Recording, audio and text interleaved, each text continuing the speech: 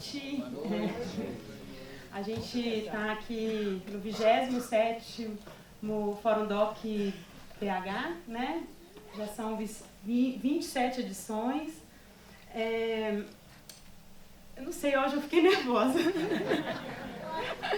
A Júnia sempre me dá essa missão de fazer essa, né, às vezes essa abertura, ou lendo um texto de repente. E hoje me deu eu acho que é porque especialmente parte de nós aqui, alguns que começaram desde o início, parte de nós está fazendo entre 21, 20 anos, 15 anos. Então é muito tempo e muitas dessas pessoas que estão fora estão aqui hoje, né? Fora nossos convidados, né, e convidadas. Eu vou ler um dos poemas que a gente trouxe na apresentação do nosso catálogo. Queria agradecer especialmente a Dona Lissa, que é a artista, né, que cedeu o seu trabalho para a arte deste ano, e o Marco Chagas, que fez o projeto gráfico. E é um poema da Trudruá do Rico, chama Pausa e Voo. O nosso espírito se sente bem quando pisamos o nosso chão. O jeito é trazer a terra com a gente, para esses lugares que a gente vai, para esses lugares que a gente voa. Eu acho que o Fórum Doc tem uma trajetória que tem muito a ver com esse poema. E o nosso catálogo, que tradicionalmente a gente distribui, a gente tem uma verba curta e fizemos poucos catálogos, mas ele vai estar à venda por R$15 apenas. Vale muito a pena porque, além das informações das mostras, né, dos filmes, a gente tem uma sessão ensaios que a Júnia tinha prometido ser enxuta, mas assim, nós continuamos fazendo um catálogo do tamanho que sempre fizemos, e com entrevistas e ensaios que são fundamentais para pensar a mostra, mas também que vai compondo esse material de formação de público e também que é muito utilizado didaticamente, inclusive em cursos, e enfim. Eu queria só, antes de passar para a Júnia, falar um pouco das mostras que vão acontecer durante essa semana e pedindo todo mundo para passar a palavra, né? Uma programação gratuita. Nós temos a mostra seminário A Câmera é a Flecha, a Câmera é a Cesta, cinemas Craô, Tupinambá, Cuicuro, Caiabi e Guarani. Também a mostra Experimentações Feministas, Cinema, Vídeo e Democracia no Brasil, 1970-1994. Tem a nossa tradicional Mostra Contemporânea Brasileira, com um recorte de filmes. Depois, né, a comissão pode falar assim, a quantidade de filmes que chegaram para compor essas 26 produções. Acho que é uma quantidade significativa. Tem as sessões especiais também, com alguns filmes, inclusive internacionais. O nosso fórum de debates, com mesas redondas, sessões comentadas, enfim, e uma lista generosa de ensaios e entrevistas para vocês acompanharem aí as discussões da mostra. Então, faço as honras agora passando para a nossa embaixadora do Fórum Doc BH, Júnia Torres, que está junto com Paulinho, Rubinho e, enfim, fundaram esse festival, que é a nossa escola de cinema.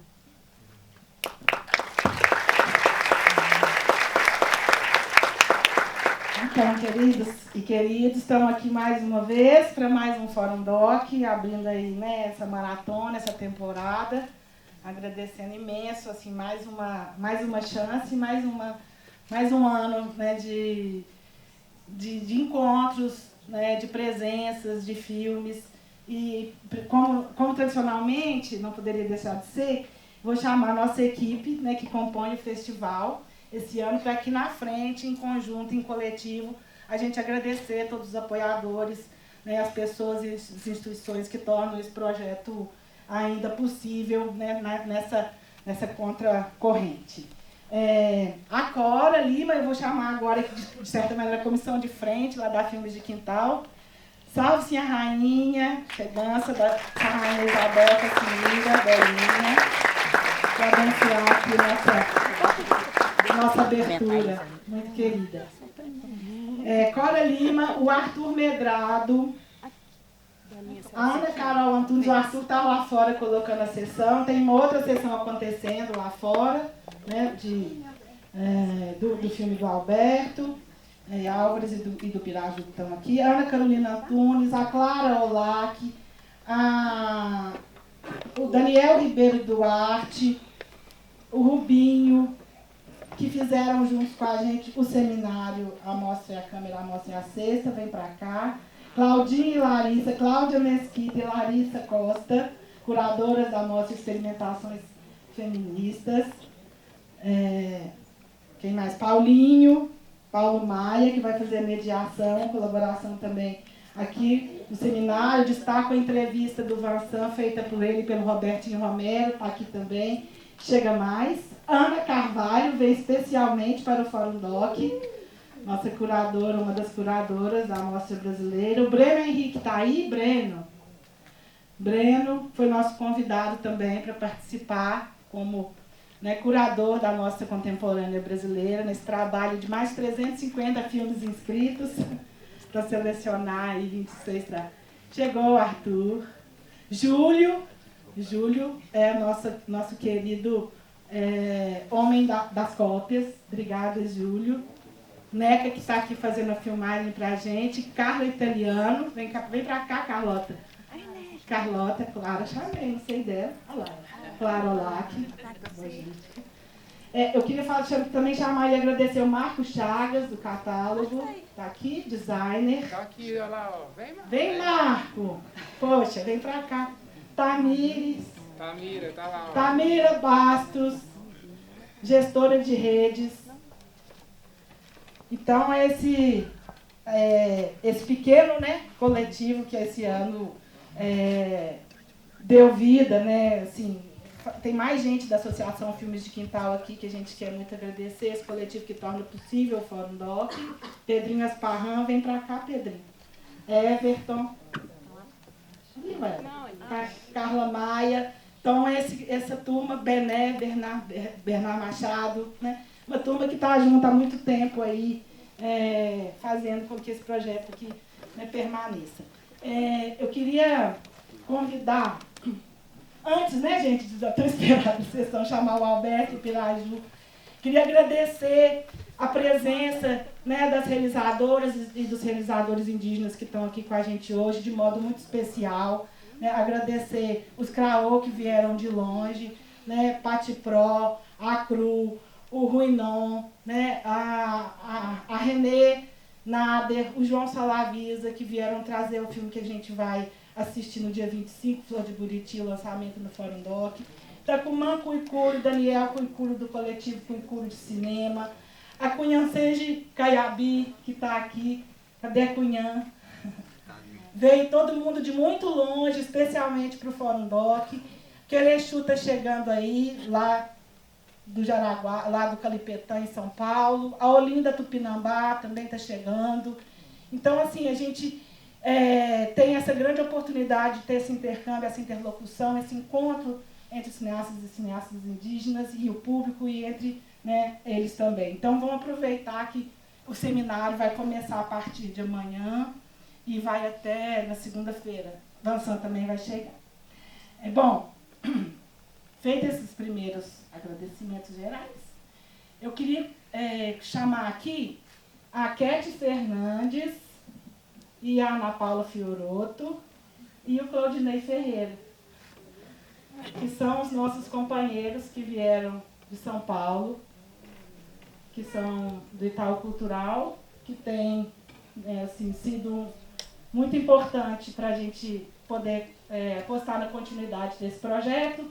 E pela primeira vez eles vieram, especialmente na abertura do Fórum Doc, você segunda, é verdade, também prestigiando, né, claro, essa abertura linda aqui com o filme Ibirité. Kete, queria então, né, agradecer de modo muito especial, né, a presença de vocês aqui. A gente sabe desse esforço de ter vindo, estamos muito felizes. Vocês viram agora ao vivo o que é o festival, né, e por meio então da Lei Federal de Incentivo à Cultura, o Itaú está aí ajudando, apostando no nosso projeto. Muito obrigada pela sua presença, querida. Obrigada a vocês todos. É uma alegria muito grande estar aqui, ensaio, né, gente? Esse ano a gente conseguiu. Para o Itaú Cultural é uma honra gigante fazer parte dessa história. Para a Itaú Cultural Play, que é parceira desde, né, de carteirinha, desde que a gente começou a plataforma, o festival está lá com a gente. Então é uma alegria imensa estar aqui sentindo essa energia toda. E parabéns por 27 anos de história. A gente sabe que não é fácil manter isso no nosso país, mas que bom que você continua lutando, que esse grupo todo está aqui e que bom poder ajudar e fazer parte disso. Boa sessão aí, vamos assistir o filme, né? Muito obrigada, gente.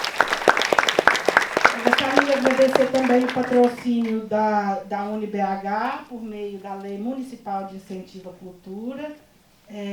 Frederico Miller. Frederico, por favor. A gente precisa agradecer assim de pertinho, pegar na mão. Porque, enfim, né? Vocês estão aí ajudando a gente a levar adiante também esse projeto. Quer falar aqui? Só queria agradecer a todo mundo em nome do UniBH e da nossa reitoria, o professor Rafael Sicarini, que é um grande estudioso do cinema, historiador, e falar que a gente, o UniBH, por meio dos projetos de lei de incentivo à cultura, a gente está disponível para apoiar a cultura de Belo Horizonte, participar de projetos como este, e a gente fica feliz de estar aqui com uma sala cheia, com um público qualificado e saber que o cinema, o documentário, ele ainda, né, ele continua vivo e vai continuar existindo por muitos anos com iniciativas como essa. Agradecer de forma muito especial a nossa casa, que é o Cine Humberto Mauro, Fundação Clóvis Salgado, né, no nome do coordenador da gerência, o Vitor Miranda. A gente agradece toda essa equipe que tem abrigado, né, a gente há tanto tempo, abrigado, aguentado, ajudado, apoiado. Muito obrigada mesmo a toda a equipe do Cine Humberto Mauro e da Fundação Clóvis Salgado, né. Então, finalmente, vou chamar o Alberto Álvares. Ele vai só assim, apresentar rapidamente, se quiser chamar a equipe, porque ele também vai apresentar o filme lá fora, na sessão que está rolando ao ar livre, tá? Alberto, vem pra cá. Sim, Alberto e Piraju. Desculpa. Tchau, gente. Gente, olha só. Aqui, ó, os catálogos a gente agora falou, mas eu estou aqui presentificando. A gente sempre fez a distribuição geral, mas está ali fora. A gente esse ano fez menos, a gente não vai conseguir distribuir todos gratuitamente, como a gente já explicou. Então, aqui, ó, estão lá fora. Todos os participantes, né, que vieram para o festival, claro, vão poder pegar, já vou distribuir para o Tecumã, para o Daniel, para quem mais que vai pegar? Belinha, entregam para Belinha. Para os realizadores. Então, eu queria chamar o Piraju, Zé Guilherme e Curi, José Curi e Jacaré, Alberto Álvares. E convidar o Paulinho Maia, depois na mediação, né? Desculpa, já veio aqui. Então, eu queria que vocês quiserem apresentar rapidamente, né, o filme, convidar todo mundo, gente, para o debate. Esse é o lançamento, né, desse longa-metragem, Vipitel, Coração da Terra, que nos tocou de maneira muito especial aqui no Fórum Doc, tanto que estamos aqui, né, nessa chancela máxima, que é a abertura do festival, para esse maravilhoso trabalho que esse amigo que a gente acompanha, desenvolvimento da trajetória dele desde o primeiro filme, né, nos apresentou aqui, junto com o Zé Guilherme, com o Zé Curi. Piraju. Piraju, mas sabe. É muito nome. Eita, também tô nervosa que nem a... Então, minha negritude, né? Boa noite a todos. Mais uma vez, assim, eu estou muito feliz aqui ao lado do grande amigo também, da longa data, né, de fazer o cinema. E antes de apresentar, assim, eu quero chamar nossas equipes, né, o Belém, pode ir pra cá, ó, Fronteira. Fronteira! Aí, Renata, queria chamar a Paulinha, Iris, Maiara, a Julinha eu queria chamar ela também pra cá, a Renata. É o Bruno aí, isso é o Bruno. Silêncio, Bruno. Isso, vamos pra lá. Isso. E também acho que está faltando também o Pedrinho, né, que é o Pedro Bomba. Ele não está presente, ele está em outros lugares fazendo trabalho. Isso. E tem a Flávia e a Rose que fizeram da jornalista pra gente no território Guarani Kaiowá, né? E agradecer também o Tunico Kaiowá, Eliel Benites e Genito Gomes, né? Que é um grande parceiro nosso dentro desses filmes, né? Não só no filme, mas também na vida mesmo, de lutar de como dar essa continuidade, tanto no cinema, tanto na vida de liderança, né? E agradecer, falar em nome do meu povo Guarani Kaiowá, tanto os Nhandebas, né? E agradecer assim, o festival, agradecer a Júnia, a Paula, todos os parceiros, agradecer o Claudinei que está presente também, a equipe de Itaú Cultural, assim, acho que a gente sempre precisa de parceiro, né, para poder a gente também caminhar dentro do cinema, né? E aí eu falo que esse filme, né, agora ele está esquentando a gente, porque esse filme nasceu na beira de uma fogueira, bem no frio, né? A Julinha está desde o começo assim, acompanhando, a Paulinha veio depois, esse pessoal veio depois, assim, e agora o filme é como se fosse uma acesa do fogo, né? Agora a gente vamos estrear aqui, estreou em Docks Lisboa, na Alemanha, então estou muito feliz de poder levar esse conhecimento guarani para o mundo, na verdade, para as pessoas entender mais um pouco também o que a gente pensa sobre esse universo dentro de uma imagem, né? E o que a gente quer repassar através da imagem, né? Então, muito obrigado, né? E agradecer os rezadores que eles na verdade estavam aqui, mas por outro motivo não poderam vir, né, que foram em cima da hora demais, assim.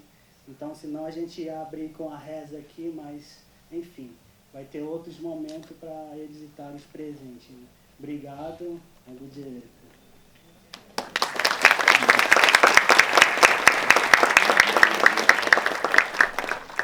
Pessoal, também estou muito grato assim, de estar aqui nesse espaço, né, do Fórum Doc, que realmente é um espaço de escola, de formação. Quem tem essa oportunidade de viver esse lugar assim, tem um grande privilégio, né, que a gente tem de poder acompanhar todos os anos assim, dessa história de Fórum Doc. E aí, mais feliz ainda por hoje estar com o filme, né, com toda essa equipe maravilhosa aqui. E aí também, para além desse agradecimento, né, que o Alberto traz para a gente, eu queria também dizer em memória daqueles que já partiram, né, que participaram do filme. É um filme que tem 10 anos de história, né, que ele começa, como o Alberto falou, na beira de uma fogueira. E aí, nesses 10 anos, a gente passou por muitas coisas e todas as pessoas que construíram esse filme, que a gente estava conversando ontem, né? De alguma forma, todo mundo fez essa costura para que a gente deixasse esse documento, esse filme como um documento histórico mesmo, né? De um povo que habita a fronteira. E aí deixar em memória também dessas pessoas que já partiram, né, Shuri? Que a gente vai poder ver e eles estão vivos na imagem, né, e vão manter as suas belas palavras por muitos e muitos anos por conta do cinema, né? Então, agradecer ao cinema, assim, de uma forma geral, que nos possibilita ter essas experiências, sabe? E uma boa sessão para todo mundo, espero que vocês gostem do filme, se emocionem, igual a gente se emociona todas as vezes que vê. E é isso, gente. Obrigado. Eu esqueci da Luísa, né? A Luísa Lama, que ela fez também parte do começo, assim. Acho que... E é isso, gente. O Lula, que é meu irmão, o Lula. Lula, o filho dele, que é o Sarney, né? Mas é isso, acho que essas caminhadas realmente, para mim, é uma honra, né, de poder trazer um pouco da sabedoria do meu próprio povo, que não é só de uma aldeia, de vários Tecorá, né? Vocês vão poder entender, né, o pensamento de um filme, cada povo e cada cada Guarani tem uma forma de narrar o seu próprio mundo ali dentro dos seus tecorrá, né? Então é isso, eu agradecer essas equipes todas, né? Acho que sem vocês também a gente não poderia conseguir esses belos trabalhos, assim, né? A gente sofreu, graças a Deus, né? Mas, enfim, a gente está aqui, assim. Agora a gente vai esquentar no fogo, né? Através de filme, através das imagens, através da reza, dessas belas palavras, né? E dessas memórias, né? Que partiram e que deixaram guardado através das imagens, né? E através dessas últimas cenas deles, assim, dentro de um filme. Obrigado. Só falar de cada um da canção, porque é massa. Se vocês quiserem só falar, né? Rê fez produção local, ajudou muito a gente lá na fronteira, estava junto com a gente, vivendo essa fronteira. Maiara Ferrão, grande ilustradora de Salvador, Verdades Tropicais, que fez um trabalho lindo do cartaz, do filme, e da arte final, e do site, gente. Depois eu convido vocês a visitar o site. Paulinha, que é o pilar pra gente do filme, de verdade, que foi uma pessoa que a gente estava brincando ali, mas que é muito verdade, que foi uma pessoa que, quando soube do projeto, esteve com a gente com amor, com carinho, dedicação, independente de tudo que vivia na época, se dedicou, mergulhou de cabeça e abriu essa estrada mesmo para a gente poder viver na fronteira, né? Iris, montadora, fez a montagem do filme, de Salvador também, uma grande montadora, incrível. Convido vocês a conhecer o trabalho dela também. Bené, incrível, trouxe sua visão, fez a direção de fotografia do filme, contribuiu com muita sensibilidade nesse processo e sou muito grato, meu compadre.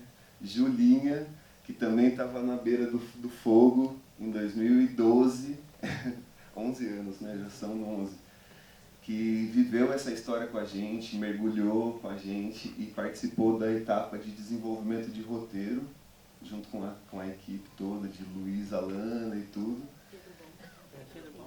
E Pedro Bomba, exato.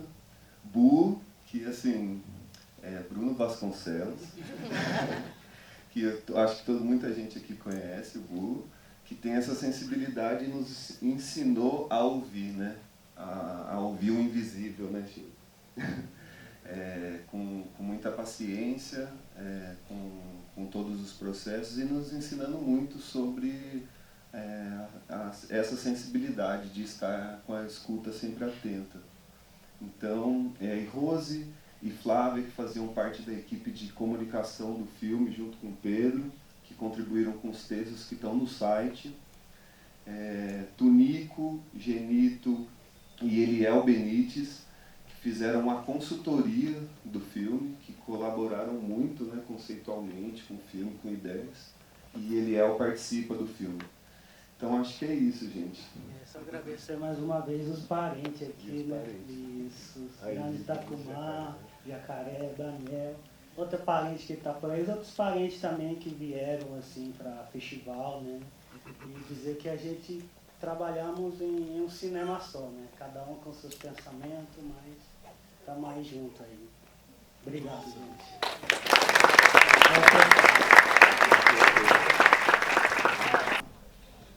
Alberto e Gui, por favor.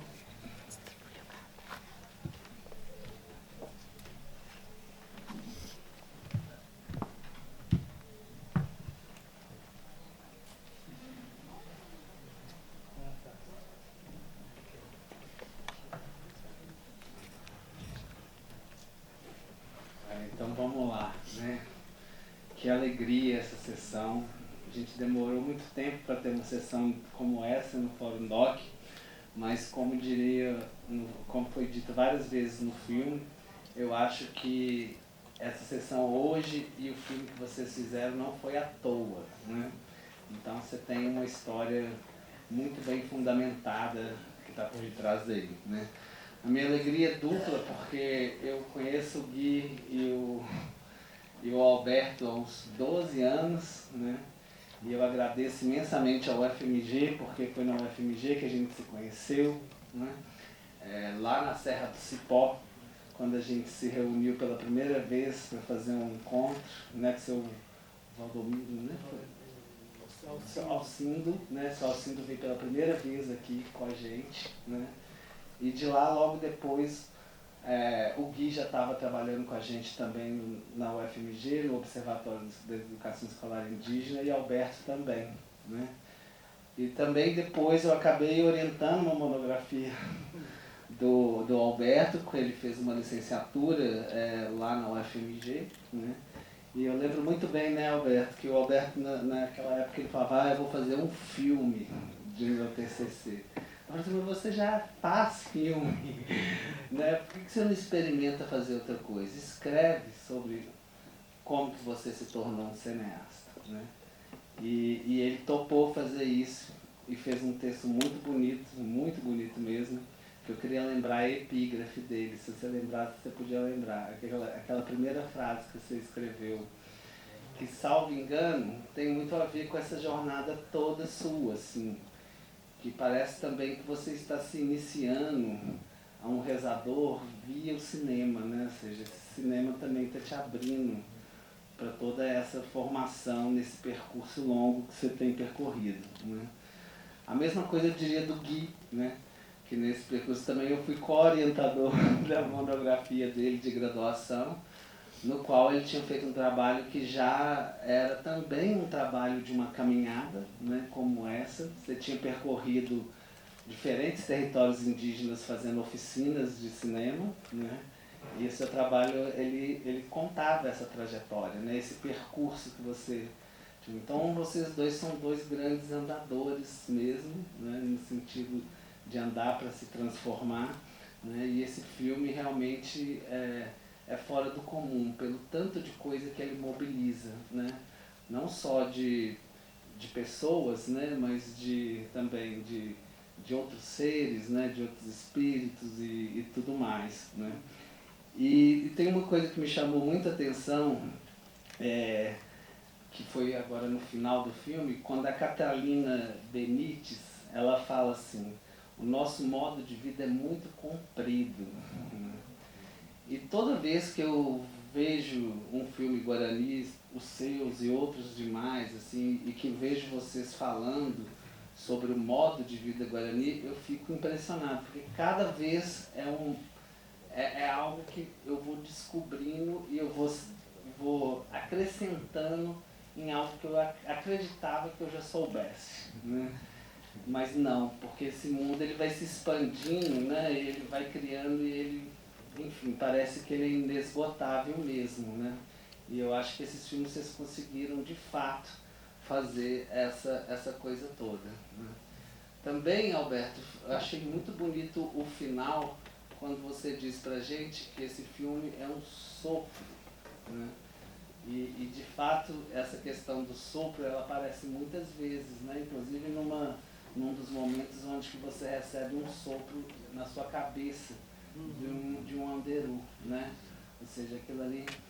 Então, enfim, eu não quero ficar elogiando demais o filme, porque eu fiquei emocionado. Eu acho a montagem do filme também muito boa, né? No sentido de que ela consegue alternar muitas coisas e começa, né? O filme começa com uma tacada no coração da gente, né? Porque a primeira parada, né? Talvez numa montagem convencional ela teria ficado mais para o final, assim, né? Mas ali vocês já, de alguma maneira, nos faz, assim, já cair para poder depois levantar, né? Então, enfim, eu queria te fazer uma pergunta que eu não sei, eu acho que nesse sentido mesmo, né? De que cada vez, para mim, a vida do Guarani, ela se torna, ela parece muito mais complexa, né? Eu vou te fazer uma pergunta que é muito, talvez simples e talvez redundante de muitas vezes, mas eu acredito que tem muitas pessoas aqui, né, que estão assistindo esses filmes pela primeira vez, esse filme pela primeira vez, né? E para a gente se aproximar desse mundo, esse modo de viver dos Guarani, você tem muitas categorias, muitas palavras, né, que elas se aproximam de pouquinho em pouquinho, né? Então eu vou pedir para vocês começarem a falando sobre o que é um tecorá, né? No sentido mesmo assim, para abrir a palavra e vocês poderem levar para onde vocês quiserem, ou seja, não para induzir uma pergunta, mas no sentido mesmo para também você ter a chance de, para quem está se encontrando com esse mundo pela primeira vez, que esse sopro ele possa entrar, né, de um modo assim como o filme fez. Então eu vou passar a palavra para vocês também fazerem.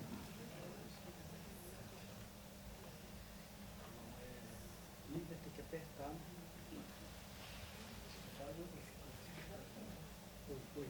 Tá? Não pode. Bom, boa noite, né, de novo, né, Putumbade, e muito feliz, né, de poder assistir 2 vezes na telona, já é outro universo, né. Então, partindo assim da pergunta, né, mas de uma forma, o que é um território, o que é um tecorá, né? Eu acho que hoje, neste momento, com tantos filmes que eu venho produzindo, fazendo, revendo e visitando, e revisitando até os arquivos que eu tenho, que eu estou retrabalhando os outros trabalhos, os arquivos,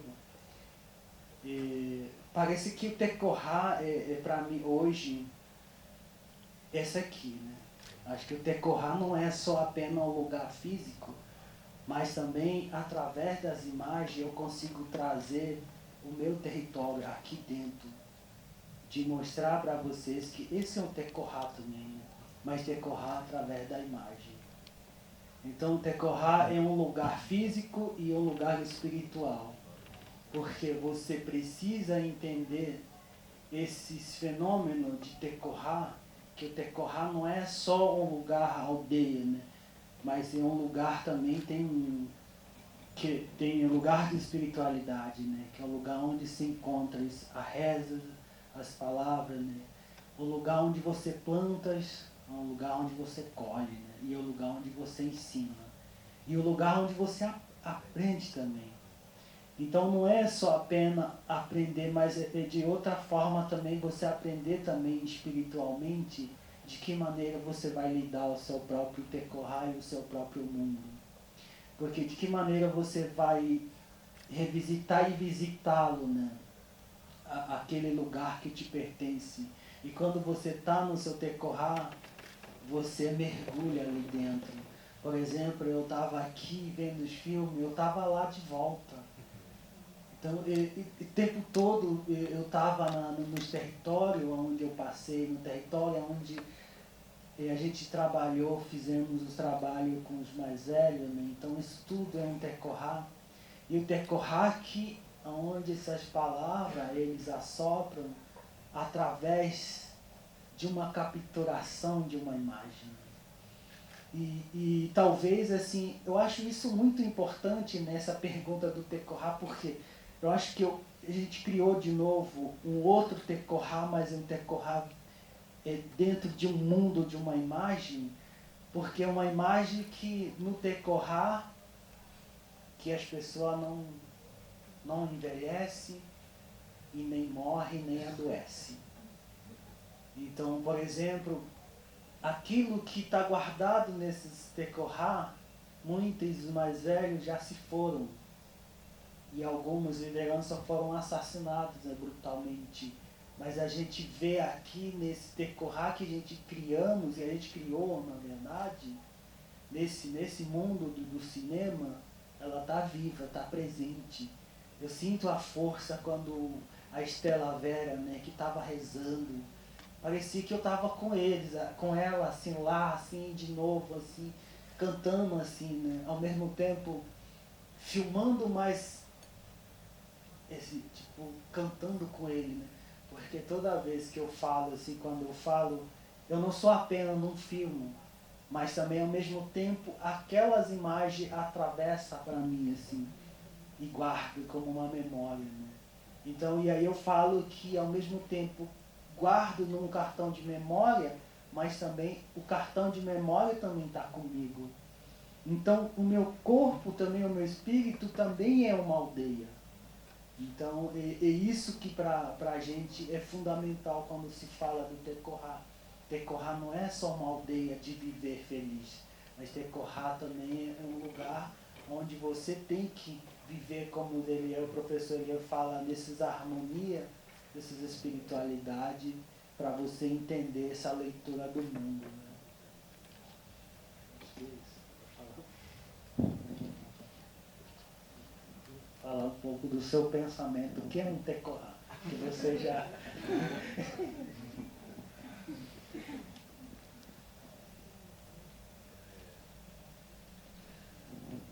Que é um Tecorá. Acho que esse foi o desejo do filme, acabou virando um desejo do filme.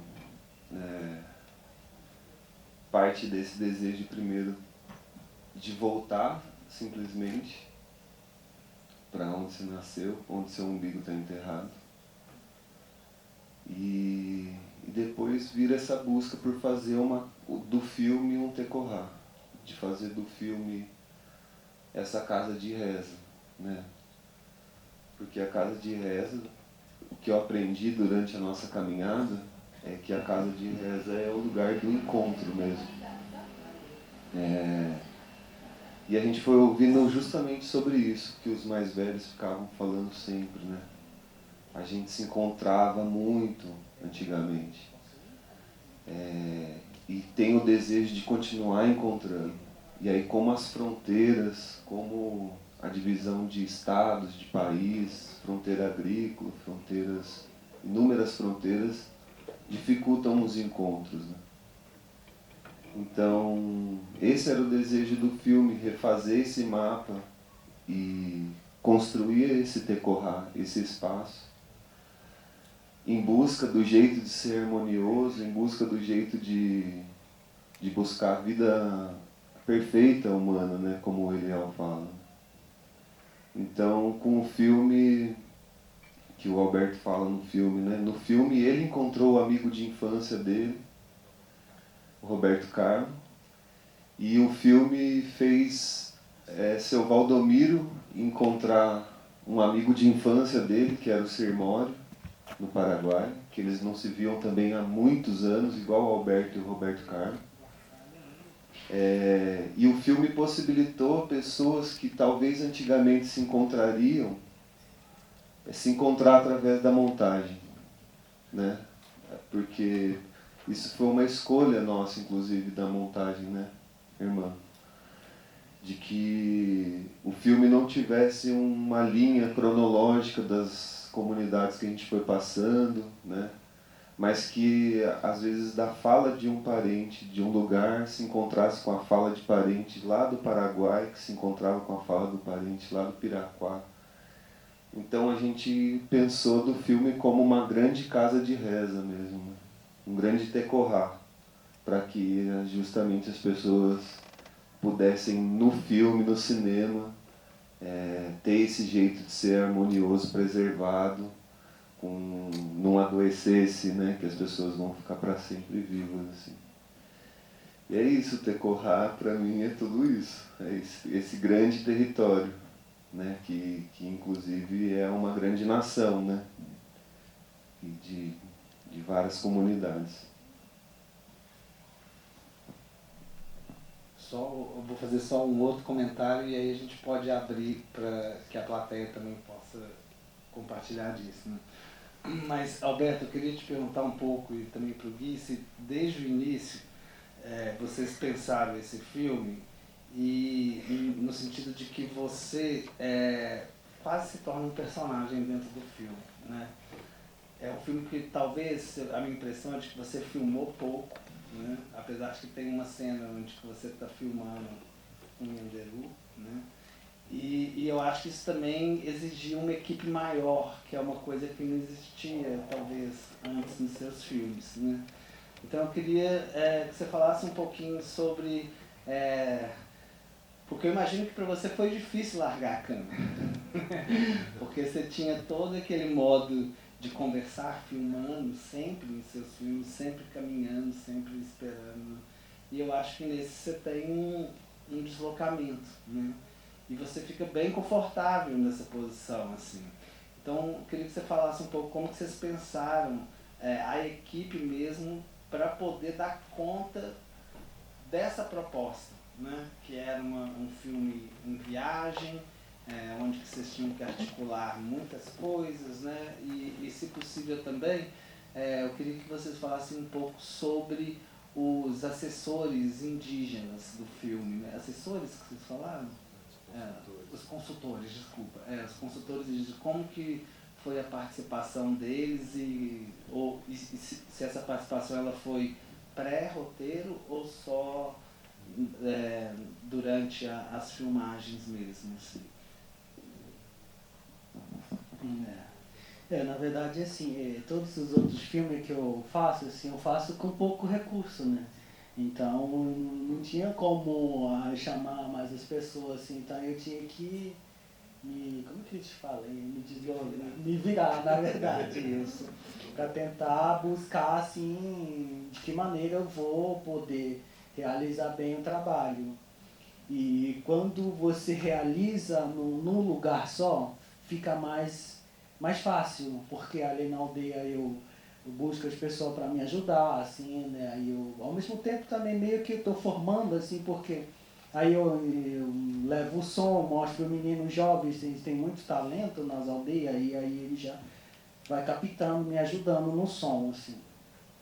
E, então, 2017 a gente filmou, né? 2017 essas imagens, então a gente filmou, e aí, que era um pouco recurso, né? A gente foi uma equipe muito pequena, e aí quando a gente ganhou o recurso, né, do rumo, assim, aí a gente viu que a gente tinha que abrir para as pessoas vir mais, para poder até a gente ter mais essa liberdade de pensar sobre o filme, né? Porque quando você filma, você não tem muita liberdade de pensar, né? De que maneira que você vai poder trazer essa beleza, né? Essa estética de filmar, assim. E ao mesmo tempo de chegar assim, para os mais velhos. Então eu acho que desde o começo, assim, a gente sempre movimentou os parentes, né? Eu falei para o Guilherme, né, que a gente tem que trazer uma parte não indígena e outra indígena, né? Porque assim vai facilitar muito o diálogo, tanto entre a nossa equipe, tanto as comunidades, né? Então a gente procurou um meio de trazer e envolver todas essas pessoas consultoras, porque a gente já conhece o Tonico Benítez, né, que desde o começo ele fez essa consultoria.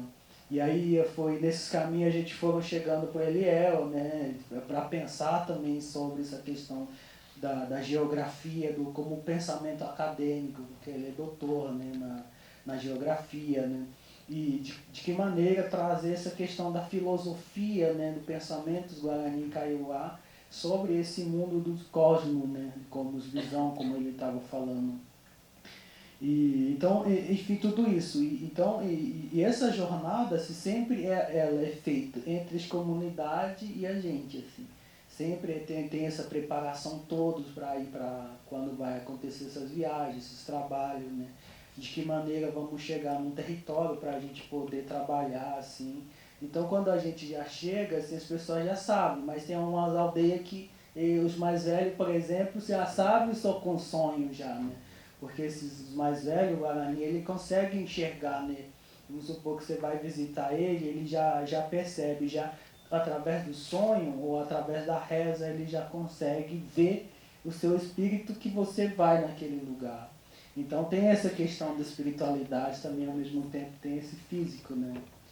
Então acho que tudo isso e realmente é um projeto que me possibilitou, assim, de poder ir para várias aldeias, assim, né? Não só em um estado, mas são 2 estados brasileiros, por exemplo, Paraná e Mato Grosso do Sul e o Paraguai, né? E no Paraguai a gente mesmo que fomos como se fosse 2 estados também, né? Que é Canindeju e o departamento de Amambai. Então a gente tentamos construir junto isso coletivamente, assim. Até no Paraguai, assim, a gente buscamos parceria para poder chegar até lá, as associações, as lideranças, né? Então foi muito bonito, algumas lideranças vieram encontrar a gente até Mato Grosso do Sul para a gente poder se deslocar para lá, né? Então é tudo isso, eu acho que... E quando a gente tem o recurso, realmente ele possibilita a gente pensar mais sobre o trabalho. Por exemplo, quando você não tem, você tem que se virar nos 30, né? Então eu acho que tudo isso... E aí eu aprendi muito isso, né? Eu acho que com a filmagem, realmente, às vezes dava vontade de pegar, assim, porque quando a gente tá ali com a câmera, a gente sempre brinca por dançar com a câmera. É muito bonito, cara, dançar ali, você ver a reza ali.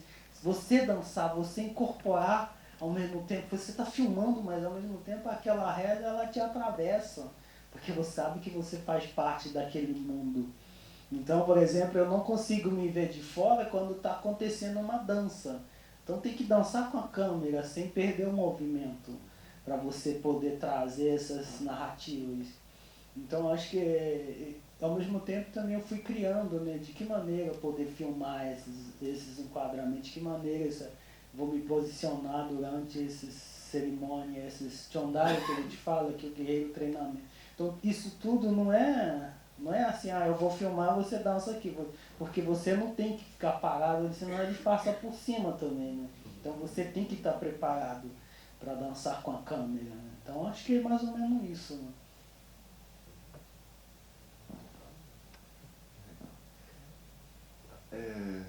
Eu acho que isso que é interessante mesmo, dessa composição de equipe que a gente fez, assim, que são pessoas extremamente talentosas, assim, né, que amam o cinema, né, que eu acho que se dedicam, acreditam no cinema, apesar das dificuldades de realização do cinema, né, mas que acreditam, que se dedicam e acreditam que o cinema é justamente essa história maior, né? Assim, esse compromisso nosso com o cinema mesmo, com a verdade mesmo, sabe?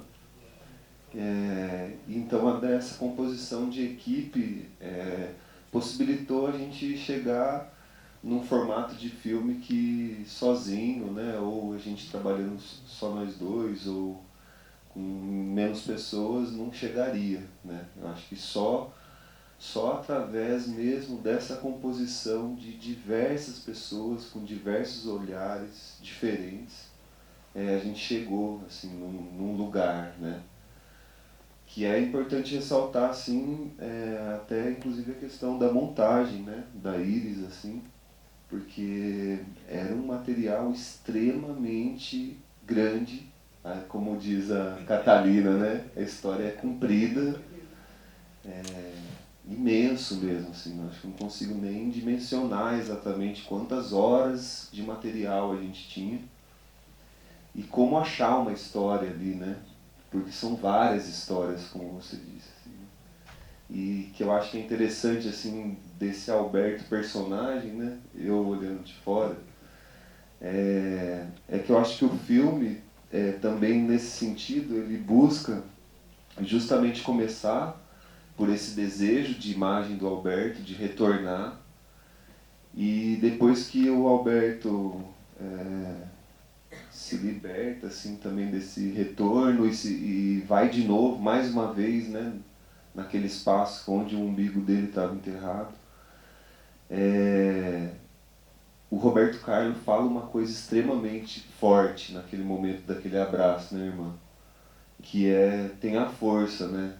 Tipo, ele meio que faz o Alberto, e não só o Alberto, mas daí toda a equipe, se lembrar que o propósito era maior de um filme, assim, que precisaria ter força mesmo para seguir nessa dimensão que a gente estava buscando, né? Que era realmente, quando a gente pensava, a gente ficava até assustado, porque realmente seria um filme apenas desse retorno, né, para sua casa, né?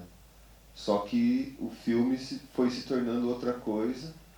E aí que eu acho interessante, assim, dessa história é que começa como o Alberto personagem mais forte, E à medida que o filme vai passando, outras pessoas vai acontecendo, o filme vai acontecendo, né? E aí vai se diluindo isso e a coisa vai ficando extremamente coletiva, extremamente de uma composição, como diz Delcir Moro, né? São várias histórias, vários tecô, mas todos com o mesmo ponto final, assim. Então acho que o filme, em alguma medida, é esse, assim, né? São vários olhares da equipe toda, mas todos com o mesmo propósito, assim, o mesmo ponto final. Tá? A gente estava buscando a mesma coisa, assim. E aí só lembrando assim da questão dos consultores, que tinha um pouco essa ideia dos pilares mesmo, conceituais do filme, né? Então o Genito, a contribuição do Genito enquanto consultor, assim, o Genito é uma das lideranças mais respeitadas no Mato Grosso do Sul, né? Filho de uma liderança que foi assassinado, Nísio Gomes, né? que vai ser eternamente lembrado justamente por ser essa pessoa forte, né? De organização da Tiguaçu, e o Genito hoje em dia também está à frente da Tiguaçu, então é uma pessoa extremamente respeitada dentro da questão política de território, né? Retomou um grande território lá, o Guaiviri, que hoje em dia se chama Uipité, né? E Dierê, que é um outro pilar do coração da terra do lado brasileiro. Então o Genito traz essa contribuição toda espiritual e política para o filme, né? O Eliel, ele é doutor em geografia, né? Eliel Benites, ele é doutor em geografia, hoje em dia trabalha no Ministério dos Povos Indígenas. Ele é um grande pensador mesmo, assim. Eu lembro dele comentando assim de como que o pessoal estava feliz com a chegada dele assim, nesse espaço, né? Porque ele é como ele mesmo falava, brincava, né? Eu sou a evolução do Milton Santos, assim, porque eu sou Guarani e estou falando desse território, seguindo esse caminho, porque ele dialogava muito com esse pensamento do Milton Santos, assim. E aí, só que trazendo essa perspectiva Guarani do Tecô de Odiá, né, dessa vida. Então, o Eliel traz essa perspectiva dessa reconstituição de um mapa mesmo, assim, desse pensamento sobre o território mais profundo, assim, que foi uma preocupação nossa, inclusive, de não fazer um filme que parasse na dor, né? Que é um filme que é atravessado por momentos dolorosos, assim, que nos fazem chorar, se emocionar e pensar, né, sobre a vida e tal, mas que a gente não queria parar na dor, né? Porque esse é o pensamento guarani, né? Tem que cantar para não parar na dor mesmo, assim. E quando vem a dor também reconhecer ela, né? Então ele ajudou muito nesse processo, assim. E o Tunico, que é doutor também em antropologia, né? Então o Tunico, todo o trabalho dele, a tese de doutorado dele, é justamente sobre as retomadas de terra e falando dessa ideia de Tecô-Guaçu, né? Tecô-Guaçu, que era justamente uma incógnita pra gente, assim, porque a gente imaginava o desenho de Tecorá uma aldeia. Só que, na verdade, é uma composição de diversas aldeias, como o Salvador fala, né? Morava uma família aqui, uma família ali, então é uma composição complexa, de uma teia mesmo, que ocupa todo aquele território, e essa formação forma um estado, que seria, eles comparam, né, como se fosse município, um estado composto por vários tecorrás, que daí seria esse Tecorrá-Guaçu, e o Ibipité, que é uma união de vários estados. Então é complexo mesmo, é uma nação que foi dividida mesmo, assim. Então acho que esse que era a nossa missão mesmo, para além desse retorno do Alberto, compartilhar essa história mesmo sobre terra, sobre território, para que eu acho que as pessoas pensarem mais assim que as retomadas de terra não é por um simples pedaço de terra, né? É como o Eliel fala, É complexo porque o pedaço de terra, na verdade, significa essa busca pelo bem viver, por esse jeito de ser harmonioso.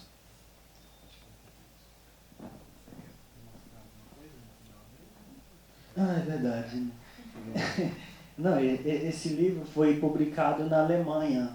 Aí tá uma parte das minhas entrevistas e tal. Aí o Krenak, Daniel Munduruku, Jardes Bell, Denise Banil, Arissana Pataxó e o Alberto Guarani, que eu não conheço não, né, que é o Catumirim. Então ele foi publicado em 2 línguas, tanto em português e em alemão. E só se encontra comigo. É porque é porque faz uma semana que eu cheguei da Alemanha e aí eu fui estrear esse filme lá também, né? Então foi muito bonito, assim. Então, e aqui tem vários filósofos, pensadores, né? E aí eles me deram para trazer assim para cá, assim. Então, mas é pouca coisa o valor, assim. Isso, beleza. Aí quem quiser tá comigo aí, é um material muito bom, assim. Então vale a pena, né, tia?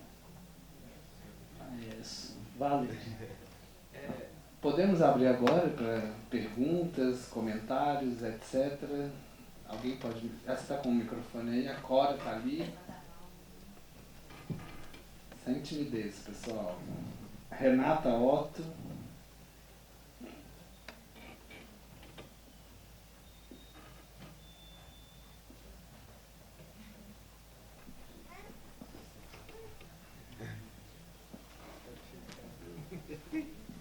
Obrigada, Cora.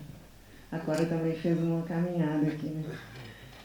Gente, muito obrigada pelo filme, muito agradecida por ter visto essa jornada. E me intrigou, várias coisas me intrigaram, né? Mas a primeira foi se vocês conseguiam se entender realmente em todos os lugares pelos quais vocês passavam, se a língua guarani era uma mesma. Tem essa coisa, né, do Guarani se espalhar, se dispersar, fazer o anel em torno do Planalto Central, né, e manter a cultura e a língua, né. E é nesse sentido mesmo de que em cada lugar ele se compõe de maneira, de uma vez só, na história e no espaço, né? Uma história e um espaço. Talvez para nós seja isso, né? A aglutinação, a síntese, né? Da história e o território, o TECO, né? O TECO. E então isso me intriga muito, né? Eu acho que deve ser assim mesmo, porque é isso que ensina a etnologia, a história dos Guarani, que eles se dispersam geograficamente, mas se mantém na língua e na cultura, né? E mas o filme, claro, foi ensinando isso pra gente a cada vez, né? Porque os discursos se repetiam e se alongavam e se adensavam mais e a gente ia entendendo cada vez melhor do que se tratava a coisa, né? Que é essa reflexão sobre o modo de vida e sobre também a forma como é importante segurar esse modo de vida para que esse tempo também não seja completamente degradado, né? E o céu caia sobre nós. Então, mas mesmo assim eu queria que você respondesse sobre isso, se a língua é franca, realmente, até do outro lado da fronteira, do Paraguai, nesse caso, né? E se o Iwipoté ele está realmente ali na fronteira entre o Paraguai e o Brasil, se a gente fez essa grande sacada de destruir o coração dessa comunidade aí em torno desse Iwipoté, e se também, nesse sentido, se ele é o centro, se é o coração da terra, se é o coração da terra Guarani, como que vocês fizeram essa escolha de cortar por onde vocês mesmos passaram o limite desse grande território, desse grande Ateguaçu, ou desse grande Iwipoté? Como que vocês... Já era uma jornada muito grande, mas como que vocês conseguiram definir aonde vocês parariam? Porque vocês podem continuar no Brasil inteiro, na América inteira, né? Valeu, obrigada. Bom, então, primeira pergunta. Na verdade, eu falo 3 Guarani diferentes. Eu falo Mburá, Nhandévos e Kaiowá. Então, quando eu tô com Mburá, eu falo a língua Mburá. Quando eu tô com Nhandéva, eu falo Nhandévas. Quando eu tô com Kaiowá, eu falo Kaiowá também. Então, Kaiowá e Nhandéva não são muito diferentes, não. São algumas palavras que tem essa pouca diferença, assim. Então, às vezes, a língua Kaiowá é mais próximo do Mburá em algumas palavras. Então, eu acho que acho que é isso que me faz não sou eu, Alberto, andar, mas acho que também a ajuda dos rezadores, da liderança, né, do próprio aldeia mesmo, assim, que acolhe a gente muito bem, assim. Então, acho que é isso que me faz a gente poder percorrer, assim, e de poder pensar. Como eu sou Guarani, eu sei quais são os pensamentos dos parentes, né, sobre essa filosofia de viver no mundo, assim, dessa filosofia da palavra, né, dessas belas palavras. Ah, não, eu falo agora 4 Guarani, porque eu também sei falar Guarani, língua Guarani antiga. Então, então acho que isso me faz eu poder percorrer, assim, entender o mundo dos mais velhos e os mundos dos jovens, né? Por exemplo, na aldeia tem essa questão de acompanhar o mundo moderno, né? Tem um jovem que fala uma língua moderna, que corta o Guarani, fala que é Guarani moderno, e os mais velhos falam Guarani antigo, né? Então, por isso que eu consigo transitar através da língua, assim, através de que maneira eu posso dialogar com ele, de que maneira eu tenho que chegar para os mais velhos e poder conversar, assim, com as pessoas. E aí, o que me permite muito poder transitar nesse mundo é a própria comunidade, é o meu povo mesmo, assim. Porque, assim, quando o Alberto chega, não é só o Alberto chega, é um parente chega, né? E aí eles recebem a gente com maior alegria. Então, quando o Alberto leva uma pessoa, aquele é o amigo do Alberto. E que não é só apenas uma pessoa que foi para trabalhar com o Alberto. Agora, eles estão com o Alberto, então essas pessoas é confiável. Então vamos receber muito bem, né? Vamos receber de braço aberto. Então quando você pega uma amizade com uma pessoa Guarani, principalmente, os Guarani não te enxergam com o olhar, ele te enxerga com o coração. Então quando o Alberto chega, eles não conseguem separar assim, não. O Alberto é o nosso parente, o amigo dele não. Mas o amigo dele vamos receber também com o coração, porque é o amigo do Alberto. Então, acho que tudo isso me faz a gente poder transitar e trabalhar muito bem assim, no território. Porque se você está ali no meio, tipo assim, num asfalto, numa estrada, por exemplo, você quer trazer aquela coisa, a riqueza das belas palavras, das cantorias, da fala, você tem que atravessar essa estrada. Porque se você ficar por lado de cá, você não consegue trazer aquilo que você quer e guardar dentro de uma imagem. Então é isso que a gente sempre trabalha, assim, a gente consegue ultrapassar essa linha, essa fronteira.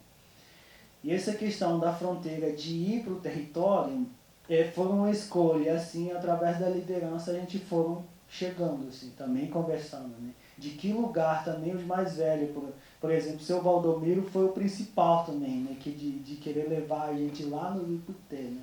No 2017. Então, e aí por isso que o filme faz assim, não, o Alberto fez um reencontro com um amigo de infância e o seu Valdomiro também. Então a partir daí começaram a fazer essa ligação das lideranças, né? Porque a gente fomos nos principais rezadores, principais lideranças desses mundo Guarani no Iputê, né? Então o Iputê não sei quantos quilômetros que ficam do Brasil, uns 80, 100 e pouco, acho que é 150 por aí, assim, do Brasil. E a Renata sabe mesmo. Quase 200? Aí. Então, a gente conseguimos chegar lá, assim. Por isso que é legal ter uma pessoa que pensa, né? Então, acho que isso é a resposta do que você estava perguntando, né? Por que é mais equipe, né? Porque se eu filmasse, ele filmasse, a gente nem chegaria lá também. A gente sabia que tinha que chegar naquele lugar. Então, mas eu acho que o território, o Iputê, ele é muito grande. Assim, dentro do território existem várias aldeias. Só que a gente fomos mais onde as pessoas se encontravam mais, né? No Sirmório, no Iputê, no Curitiú. Então, a gente fomos escolhendo o lugar onde as pessoas se encontram mais, né? Onde se juntam mais para poder não só dialogar, mas conversar sobre o território também lá. Eu acho que é isso. Não sei se eu respondi. Só complementar um pensamento assim, que tipo, às vezes a gente pensa, quando se fala sobre o centro do mundo, ou o centro do coração, quando a gente fala coração da Terra, a gente pensa num lugar, né? Mas na verdade todo esse grande território Guarani, desde a Bolívia até a Argentina, enfim, todos esses países, né, que o povo Guarani habita, se você está no litoral ou você está lá no Descavendá, você também está no centro. Então, tipo, a ideia de centro também é todo o território. Se está longe ou perto do Descavendá. Só que tem o Descavendá mesmo, daí é onde originou tudo. Que daí tem essa rocha, né, que faz uma lapa, assim, são duas rochas, né, Itaguimirim e Itaguiruçu, né, onde tem essas mensagens, né, de sinais na parede, de tipo litogravuras, né, que eles ficaram até brincando, assim, que foram os europeus lá tentar datar de quanto tempo tinha aquilo lá, e daí eles falam que, sei lá, os europeus acharam que era 7.000 anos, um negócio assim. Daí eles ficavam brincando, assim, pô, esse pessoal não sabe nem estudar, assim, direito, porque, na verdade, isso é muito mais antigo, isso é como o Heleno fala, né, ele fala que isso é tão antigo quanto o nascer do sol. Que é justamente que remonta, assim, a mensagens dos antigos, que inclusive para a gente serviu muito de inspiração também a caverna dos esquecidos, né? Dos sonhos dos esquecidos. E aquela ideia daquela caverna, e até da Maria José Monzan, assim, quando ela fala aquela... foi muito doido, assim, quando a gente estava traduzindo as falas do Heleno, né? Porque parecem muito com aquele texto de Maria José Monzan, assim, que ela fala sobre aquela mão, né, que acena, né, antiga, que está acenando para o futuro, assim, como se deixasse uma mensagem para a gente. E a conversa do Heleno com o Alberto naquele momento era sobre isso, né, que aquela mensagem que tinha sido deixada, assim. Mas é isso, o centro é tudo, mas tem esse lugar também.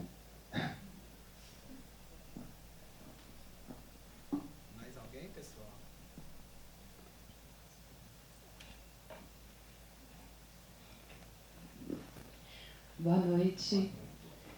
Muito obrigada pelo filme. Obrigada, Alberto, por levar a gente até lá. E eu queria só te perguntar, você tem falado sobre os jovens, né? E queria saber, assim, qual que é a sua percepção sobre como eles receberam essa jornada de vocês, né? Assim, como que eles sentiram e o que você acha que isso despertou neles, assim, se você tem uma pista do que ficou. A questão do jovem, assim, toda vez que eu passo pelas aldeias, assim, né, em algum lugar eu tenho o privilégio de ensinar, assim, principalmente os Guarani, aqui no sudeste do Rio de Janeiro e tudo, São Paulo, assim, mas nessa região, assim, eu fico feliz quando eles falam assim, pô, eu quero ser que nem você, assim. Mas aí, ao mesmo tempo, eu explico para ele que o mundo aqui é cruel. E que não foi fácil, né? Mas aí, ao mesmo tempo, também eu ensino eles, assim. Fala, toda vez que eu tô aqui, aí, então eles gostam de aprender, assim. E ele fala assim, eu ensino eles quando eu tô lá, assim, eu viajo com os equipamentos, eu mostro para eles de que maneira filmar, de que maneira captar o som. Aí eles querem saber de tudo, assim, de montagem. Eu falo assim, não, montagem é mais devagar, o processo é mais devagar. Porque o jovem, eles querem saber de tudo. Só que aí também, ao mesmo tempo, eu explico para eles que o mundo do cinema também é perigoso. O mundo do cinema também mata o sonho. Porque um jovem, por exemplo, só vou dar um exemplo. Tem um projeto grande, por exemplo, você vai lá, ensina o jovem, só que aí tem que ensinar a seu jovem ser independente. Porque quando você coloca na cabeça de um jovem que aquilo parece que, quando chega um projeto grande, para o jovem, acho que aquilo é inacabável. E o jovem tem muito pensamento fraco. Então, tipo assim, por isso que o jovem se apaixona fácil. Ele se apaixona por qualquer coisa, está se apaixonando. E aí, então, é a mesma coisa um projeto de filme. Tipo assim, se você levar aquilo, ele acha que quando tiver projeto, assim, você vai fazer ele para outros lugares e apresentar o filme. E aí, mas quando nós sabemos que o projeto, ele acaba, tem um fim. Mas os jovens não pensam assim na aldeia. Para ele, aquilo é inacabável. Parece que vai ficar pro resto da vida. Então, por isso que quando você ensina, você tem que falar para ele, tem que ensinar ele a ser independente. Não adianta o Alberto, ainda mais eu penso muito assim, Alberto ensinar os seus próprios parentes só filmar. E aí, como vai montar? Porque a partir do momento que eu ensino a eles filmarem, eu tenho que pensar de que maneira ele vai ser independente. Mostrar o caminho para ele, de que maneira eles têm que caminhar sozinho. Mas aí para mim é muito mais fácil, eu sempre falo, se vocês filmarem, vocês me mandam o arquivo que eu monto para vocês, porque eu sei montar. Então, e aí já é outra forma de ajudar os parentes. Mas, por outro lado, muitas das vezes, quando tem esses projetos assim, às vezes o pessoal acaba esquecendo ele. Isso aconteceu no próprio parente. Os jovens, quem teve o trabalho, assim, de novo, são os mais velhos. Porque tem que tentar de novo apagar aquela coisa que a gente chama assim, Niende de Ogwá, né? Que o espírito dele foi mergulhando por outro caminho, assim. E aí os velhos têm que tentar tirar tudinho de novo aquilo que ele estava viajando, como a gente fala, né? Naquela paixão, assim. E para poder colocar o espírito de volta neles, assim, para poder seguir a vida. Então eu acho que todos os trabalhos é perigoso, principalmente para o território indígena, assim. Então eu sempre deixo claro para o jovem, né, que é bonito, é lindo, né, quando vem mais uns jovens assim apresentar o trabalho. Mas, porém, hoje eu penso muito neles, assim, eu não quero ser Alberto, ser o matador do sonho do próprio parente. Então, quando eu vou ensinar, assim, eu ensino desde a montagem, desde a filmagem, a montagem, tudo. E aí eu vou acompanhando também, mesmo sem recurso, eu acompanho os parentes, porque assim facilita mais, né? Porque eu não quero ser cobrado pelos próprios parentes, assim. Porque, tipo assim, aí eu sempre falo, assim, por exemplo, aqui é o exemplo mesmo. Ele é amigo e tudo. Mas se acontecer qualquer merda, como diz Carioca, ele não vai sobrar para ele. Vai sobrar todo para o Alberto. O Alberto que trouxe eles aqui, o Alberto que fez filme aqui, o Alberto que ensinou aqui, o Alberto fez... Então, o Alberto, e aí, não é só um grupo vai saber. Todos os povos Guarani vai saber. E além do Guarani vai saber outros povos. Também fala, o Alberto fez a merda, então a gente não quer mais o Alberto falando por nós. Né? Então tem todos esse risco também, nessa questão do fazer o cinema, né? Por isso que eu falo, assim, que o cinema também é perigoso. Então, eu acho que é isso, eu penso isso hoje em dia, né? Dentro do cinema. Assim. Boa noite. Obrigada por essa vivência, assim, me senti muito feliz de estar aqui, de assistir isso. estar viva para estar vendo isso. Obrigada. E gostaria que o Alberto falasse um pouco mais sobre a língua guarani, né? Assim, a gente sente a força que é a palavra, né? Os mais velhos falaram sobre essa força da palavra e a gente sente isso, né? No falar, no canto, e é isso, assim, um pouco sobre a língua, a força da palavra dentro do pensamento da língua guarani. Vai ser difícil. Acho que só falando mesmo eu vou poder falar assim. Eu posso falar então assim. Então é que tu nyanderu tanya no barete ka tu ko é puntune de nyande apu nyande kwaiva. Então é que tu tomo essa capa aí nyanderu pe nyanyandu para inhawa. Apu ko apu jaja gua para inhawa. Então é que tu tanya no barete ko é te tambu te tem nyande kwaiva.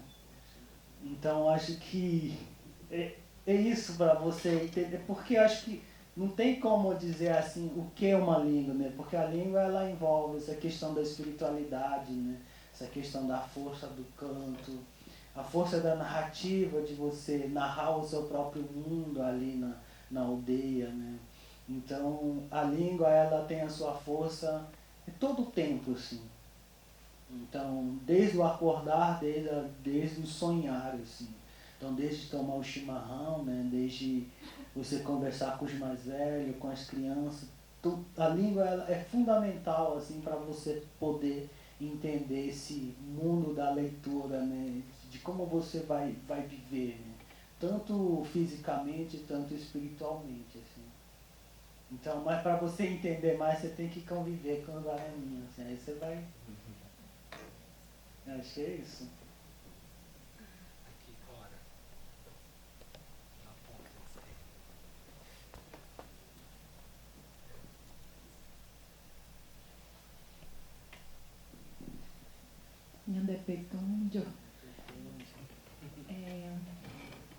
Eu queria perguntar, estava falando da língua, né?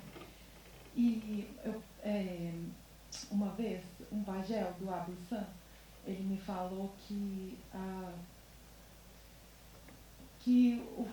a nossa identidade, né? O RG do índio, ele fala que a língua e o CPF é como a gente está se portando no mundo, se colocando, né? E eu queria perguntar para você a sua perspectiva em relação às retomadas étnicas, por exemplo, quem foi roubado e não sabe mais a sua língua, quem foi roubado e não sabe mais como ter arandu para poder caminhar no mundo. Aí eu queria saber a sua perspectiva sobre isso. Até. É meio difícil essa questão da retomada da língua, né? Realmente, vivemos num país que muitos parentes não falam mais a língua, né? Mas eu aprendi durante todos esse tempo, assim, com os mais velhos, né, na caminhada, principalmente no mundo guarani, assim, eles falam que a língua ela não morre. A língua, às vezes, só apenas ela está adormecida. Né? E a língua, eles comparam muito, a língua ela é igual uma cinza de fogo. Porque o fogo está ali, você só basta assoprá-lo e você acende de volta. E aí a mesma coisa a língua, né? Quando você assopra ela, você consegue trazer ela de volta, né? Porque a língua, como eu falei, a língua ela está no canto, né? Tá na casa de reza, está no seu dia a dia, né? Então quando vai enfraquecendo, principalmente no mundo guarani, quando a pessoa está doente, a gente acredita que a língua dele está doente, então você tem que dançar para você curá-lo. E quando a pessoa está curada, você tem que celebrá-lo ele, para dizer que a língua dele está de volta, né? Porque quando a gente está doente, a nossa língua também está doente com a gente.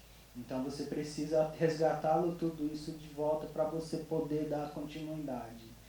Então eu acho que tudo isso tem essa questão, por exemplo, outros povos assim que que hoje assim estão nessa busca de resgate, né, de fortalecer de novo a língua. E eu acredito que eles estão assoprando de novo a cinza, que estão acendendo essa cinza. E quando menos você espera, eles já estão falando de volta a sua própria língua, né? Estão dançando de novo, cantando, rezando, né? Porque o canto toda uma língua, né? Por exemplo, você vê uns parentes que não perderam completamente a língua, mas eles cantam na língua.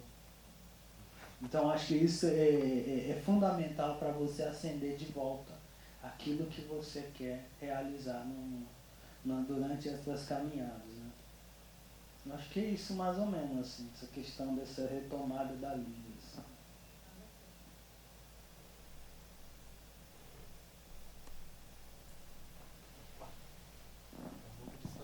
Vou pedir para você falar uma coisa. Tem uma passagem do filme que tem um senhor que ele fala assim: os brancos chamam de alma, mas nós pássaro. Você podia falar um pouquinho sobre... porque eu acho que as aves, os pássaros, eles aparecem muitas vezes no filme, né? Mas essa fala, ela é super emblemática e é uma daquelas que você fica com ela, assim, e você não sabe. Você poderia falar um pouquinho sobre isso? É que, na verdade, assim, é porque, para nós, assim, a gente chama, assim, o Nhe, né? É como se fosse um pássaro, né? O espírito como se fosse um pássaro. Então, para ele, para as pessoas entenderem melhor, ele compara, né? Que quando a gente morre, por exemplo, o nosso espírito, ele como se fosse voasse, né? E aí ele retorna de novo para o seu lugar. Então, por isso que ele compara esse pássaro e o espírito, né? Então, para as pessoas entenderem que os brancos falam que eles são os pássaros, né?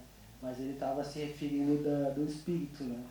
Porque a gente, e principalmente os mais velhos, falam que quando a gente morre, o nosso espírito retorna de novo no lugar da onde que a gente veio, que a gente chama assim, que é Nherupá, né? Então, no lugar da onde o seu espírito retornou, né?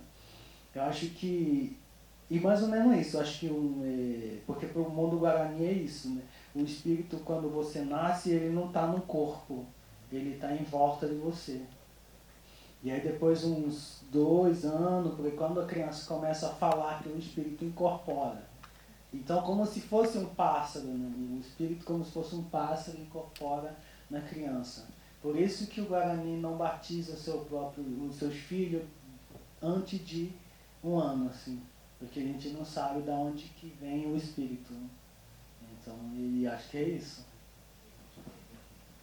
Acho que é interessante dessa fala do Argemiro, que inclusive ele fez um canto, antes de falar disso, ele fez o canto do Sarumaê, que é um canto que quando a pessoa está doente, ou seja, que esse pássaro voou, em algum sentido, está longe do corpo, né? Esse canto do Sarumaê, ele vai nomeando o nome de vários pássaros. Durante o canto, vai falando vários pássaros até achar o espírito, onde que está o espírito, para trazer de volta através desse canto. Então é um canto que ele fala palavra, o pássaro e a alma, é como se fosse a mesma palavra no canto antigo, né? Usa a mesma palavra. Então vai nomeando vários pássaros assim, nessa reza, nesse canto, para trazer a alma de volta e incorporar de novo uma pessoa que adoeceu por um motivo, ou vários motivos.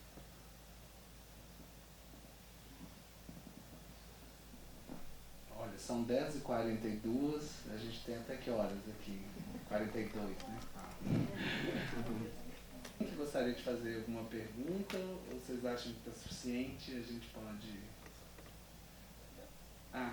Renata? Eu queria saber sobre o texto mesmo do filme que você narra, né? Você, o seu personagem que constrói toda essa trajetória no filme. E a narrativa dele, e até chegar no final, é muito lindo também, né? São essas belas palavras que te influenciam e o seu texto também é muito lindo. Eu queria saber se é o seu próprio texto que você escreveu.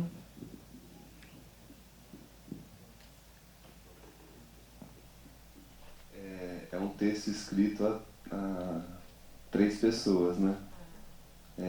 Eu, o Alberto e o Pedro Bomba, né? Que escrevemos esse texto, assim, mas muito baseado em todas as próprias belas palavras mesmo que o Alberto está sempre cultuando, assim, cultivando e tal.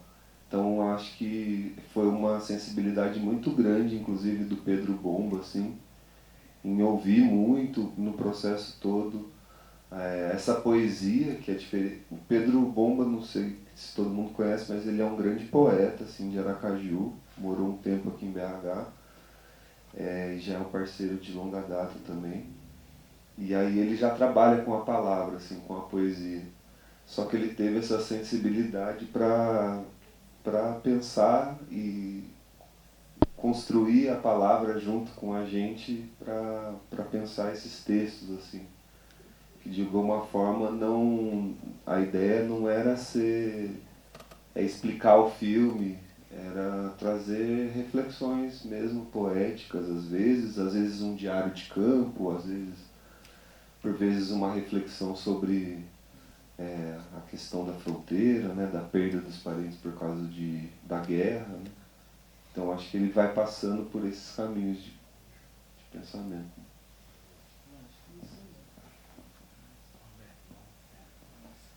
Então, gente, a gente vai ficar por aqui. A gente só está começando uma jornada agora que vai né, até o outro domingo. Eu também gostaria de indicar a todo mundo para consultar o site do filme, que é muito bacana, tem muitos textos, tem excertos de cada um dos decorrar, né? Assim, enfim, é um bom lugar para complementar e aprofundar ainda mais o que está ali no filme, tá bom? Então eu agradeço mais uma vez, o Fórum Doc está muito feliz. Aqui a gente também não quer deixar a tristeza entrar dentro da gente, né? E aí é desse modo mesmo que a gente agradece ao Alberto e o Gui e a todo mundo que ficou até agora. E agora a gente vai ter o nosso momento festivo número 1 lá do lado de fora. Vamos lá.